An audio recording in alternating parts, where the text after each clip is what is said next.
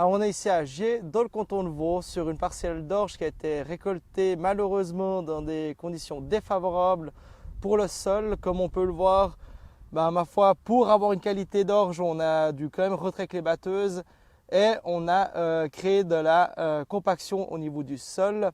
Donc voilà un peu le résultat qu'on peut avoir. Puis le but de cette vidéo, ce sera un peu de trouver des solutions pour décompacter le sol suite à ce tassement qu'on a créé pendant les moissons. Ce que vous nous montrez là, c'est qu'il y a déjà deux situations bien différentes chez vous. Il y a la situation où il y a le passage de roue, puis la situation où on est entre les passages de roue, avec un effet de fermeté qui a l'air, en tout cas sur l'image, qui a l'air assez marqué. Donc il y a une perte de porosité. Après, restructurer le sol, c'est un grand travail. Générer une macro-porosité mécanique, ça c'est plus simple. C'est pas gagné d'avance, mais c'est plus simple.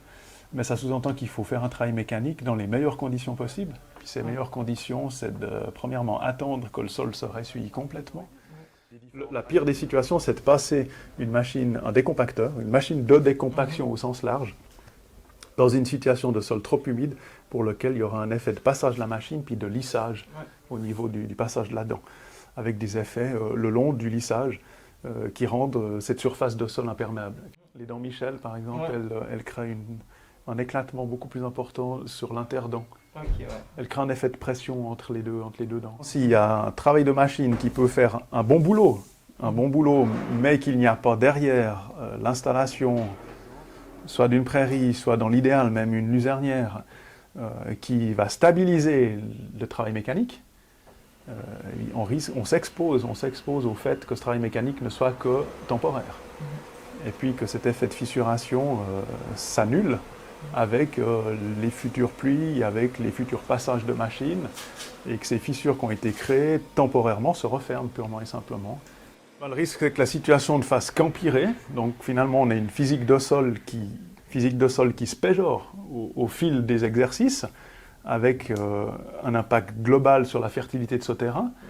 De la physique de sol qui se réduit, ça veut surtout dire ces pertes de porosité, donc ça veut dire aussi qu'il y a la moindre possibilité du sol de fournir de l'eau quand les cultures en ont besoin, parce qu'on a perdu tout simplement ces pores qui gardent l'eau quand la culture en a besoin. Mais c'est un sol qui malheureusement se compacte, donc se referme si on veut bien, et puis qui a aussi moindre capacité d'infiltration de l'eau quand on a trop de pluviométrie. Donc là, rien qu'en faisant le prélèvement avec le tracteur, donc ici hors passage de roue, j'ai senti que ça allait beaucoup plus facile. Puis maintenant quand on regarde, on voit que l'horizon A, donc du dessus, est beaucoup plus friable. On a quelque chose de moins tassé, voire pas tassé du tout. Malgré que ce soit pas tassé, c'est encore passablement humide. Il faut vraiment attendre que ça ressuie en espérant qu'on ait du beau ces prochaines semaines.